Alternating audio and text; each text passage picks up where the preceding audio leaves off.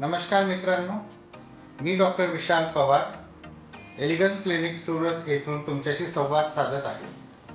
आज आपण गायनेकोमॅस्टिया अर्थात मेन्स बुक म्हणजे नेमकं असतं तरी काय हे समजून घेऊया.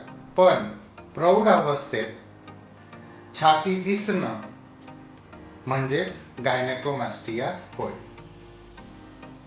वजन वाढणं किंवा जिमला गेल्यावर ही छाती कमी होणं याच्याशी याचा संबंध जोडला जातो.